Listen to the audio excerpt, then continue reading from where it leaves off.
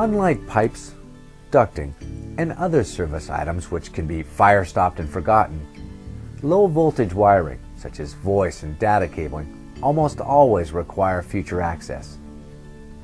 This presents a problem for traditional fire stop methods because many of these products are installed wet and then cured to form a permanent fire stop seal.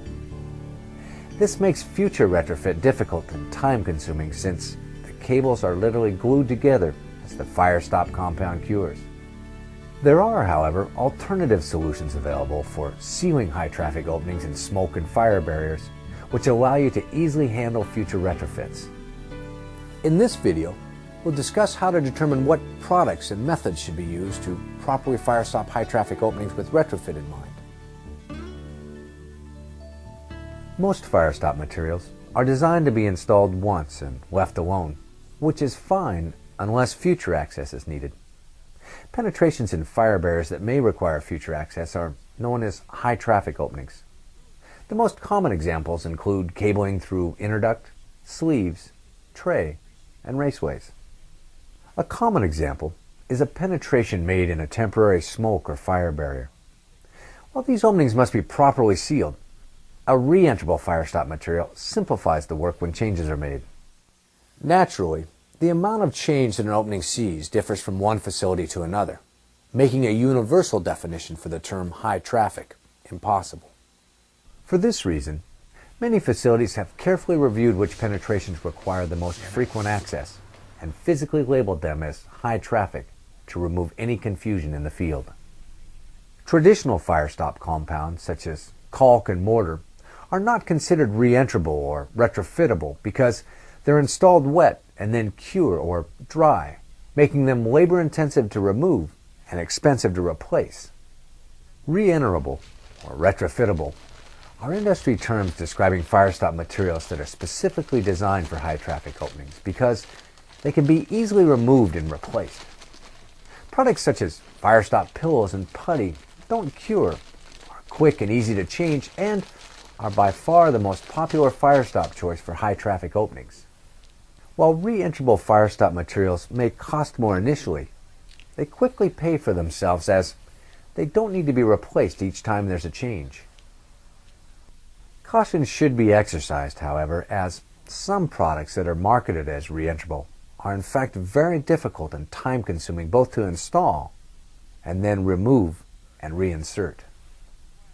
One example are foam bricks that have an extremely high coefficient of friction, which makes removal and reinsertion under the required compression extremely labor-intensive.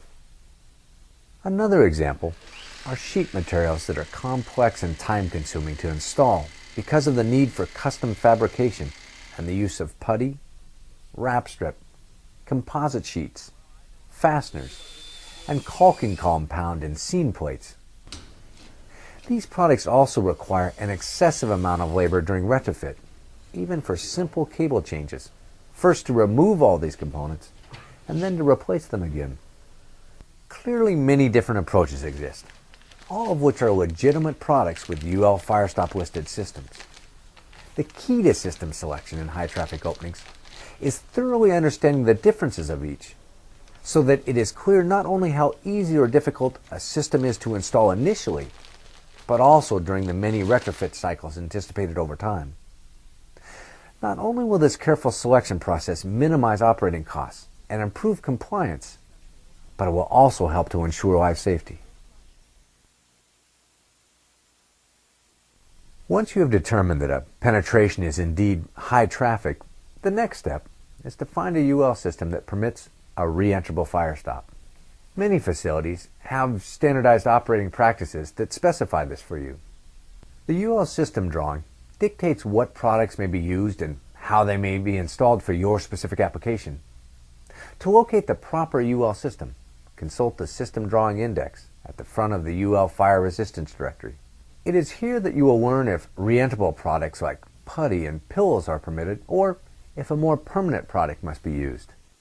In addition, the system information will dictate such things as how the materials must be installed, what accessories are required, and limit such variables as the number, load, size, and type of cables, sleeves, and trays.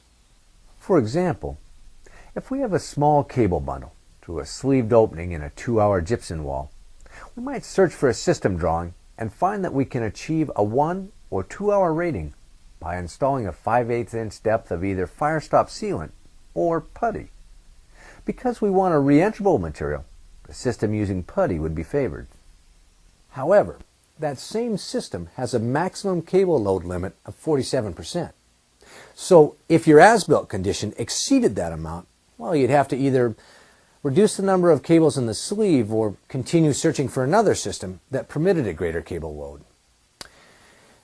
If you come across a non-standard penetration that the UL system drawing doesn't address, you should notify a supervisor who will contact the factory for installation instructions specific to your application. Now, it's important to remember to never install firestop without proper documentation. This is your evidence of compliance, which may be required by an authority having jurisdiction. By strictly following the installation instructions in the UL system information, costly mistakes and liability can be avoided.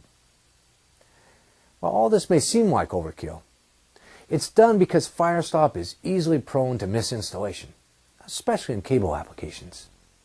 Cable jacketing is a source of fuel that burns rapidly and releases lethal gases during combustion. When these cables are bundled together, the fuel load grows significantly and permits a fire to easily breach a fire barrier. This makes the installation of firestop extremely critical. While putty and pillows are intumescent and expand with heat, there are limits to what they can do, and these limitations are clearly spelled out in the UL system information. As discussed earlier, mortar and caulking compounds are installed wet and cured to form a tough seal. Firestop putty, by contrast, behaves more like molding clay, and is designed to remain pliable over time. This feature not only permits faster re-entry, but also saves money, as the same putty can be removed and, as long as it's kept clean, reshaped to form a new seal after cable changes are made. It's important to recognize, however, that firestop putties are designed for smaller openings such as cable bundles and sleeves, and are not designed for large annular spaces such as around cable trays. Because putty doesn't flow easily between cables like caulking compound does, in cable bundles there's a maximum diameter that can be effectively sealed using putty. Caution should be exercised to ensure you don't exceed the maximum diameter. Only a few systems using putty can address cable bundles over 2 inches. In larger openings, such as cable tray penetrations where putty is inappropriate, the firestop pillow is ideally suited. The principle behind the firestop pillow is similar to that of sandbags, which are compressed and packed tightly together, except that pillows are designed to hold back the products of combustion rather than water. There are many different versions on the market, but they all have one thing in common. They must be compressed a minimum percentage into the opening. While the percentage varies by manufacturer, proper compression is critical to the performance in a fire. The most user-friendly are those that compress easily and then recover quickly after compression. Another important feature that makes pillows easy to use is having a smooth outer surface that permits easy insertion and removal during retrofits. The most popular pillows are made from blocks of mineral fiber that are coated on all sides with an intumescent coating and enclosed in a polyethylene liner. Here's how they work. During a fire, the polyethylene bag shrinks away in seconds, exposing the intumescent core. As the combustible cable jacketing burns away, voids open up, and each pillow begins to expand. The combined effect of all pillows expanding simultaneously fuses them together in a solid, monolithic char that blocks the passage of smoke, flames, and superheated gases for up to 4 hours. The performance of a firestop system in a real fire is largely a function of how it's installed. Now, while care must be taken during the UL system selection, the work's not complicated. The skills needed to install these products are common, but the willingness to comply with the requirements spelled out in the UL system is not. Being designed to remain pliable, firestop putty very easily takes on whatever shape you give it, making putty extremely simple to install. The requirements for putty vary dramatically from one UL system to another, so it's critical that you confirm such variables as cable diameter, putty thickness, annular space, and mineral wool requirements. Once you are sure that your application can be properly sealed using putty, most installations are simply a matter of forming the putty into a rod. The diameter of the rod should be equal to the minimum putty thickness required in the UL system information.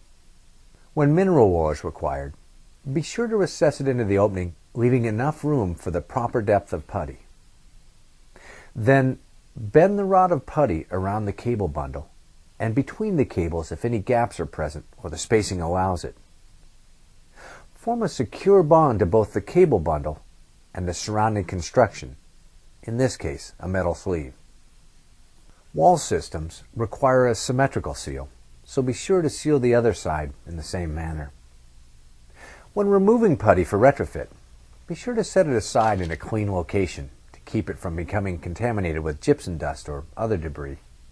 Dust is a bond breaker and prevents adhesion during replacement. If the putty becomes contaminated, it should be replaced. Like putty, pillows also are simple to install, but to work properly in a fire they must be compressed tightly into an opening, and every brand of pillow requires a different amount of compression. Therefore, unlike putty, some simple arithmetic is required to calculate how many pillows are needed for each opening. The pillows we're using for this demonstration require a minimum compression factor of 1.4. Remember, even though compression rates vary depending on the brand of pillow you use, calculating the number of pillows needed is simple arithmetic.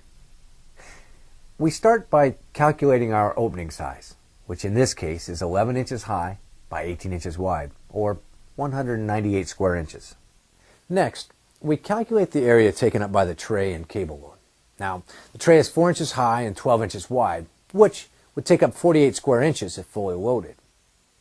In this case, the load is approximately 2 inches deep on average across the entire width of the tray, or 24 square inches. Now, because the depth of a cable load isn't uniform, you'll need to do some estimation. Estimate on the safe side, figuring the bundle takes up less space than it actually does. By subtracting the area taken up by the tray and cable load, 24 square inches, from the overall area of the opening, 198 square inches, we find that we have 174 square inches to seal. Simply multiplying that amount by the compression factor of 1.4 reveals that we need 243.6 total square inches worth of pillows to obtain necessary compression. To determine how many pillows we need, we divide this number by whatever pillow size we plan to use and round up to the next one. To help you address a wide range of openings, pillows come in a variety of sizes. The pillows we're using for this demonstration come in 4 sizes, from 4 to 18 square inches, all of which are 9 inches long. If we use the largest size and divide 18 into 243.6, we realize that we need 13.53 pillows. By simply rounding up, we find that 14 of the 18-inch pillows are needed. In reality, the largest pillows may not fit well, requiring the use of other sizes. This is perfectly acceptable, provided that the overall combination of pillows achieves the 1.4 compression rate. Once in place, look for small gaps or openings that couldn't be sealed by the pillows. Later, when small cable changes are necessary, a single pillow can be removed and replaced without having to remove and rebuild all of the pillows again. For more substantial cable jobs, the pillows can simply be removed down to the tray level without disturbing the pillows below, the new cables added, and the system easily restored to its proper rating. If a substantial number of new cables are added, you may need to recalculate the number of pillows needed to ensure that the proper compression rate is maintained. Properly sealing cables isn't difficult, but it does require some effort to research the proper installation requirements. Well, one useful tip to help speed the time needed to do this work is to standardize around certain UL systems. This way, you can memorize the specifics and avoid researching each and every opening that you encounter.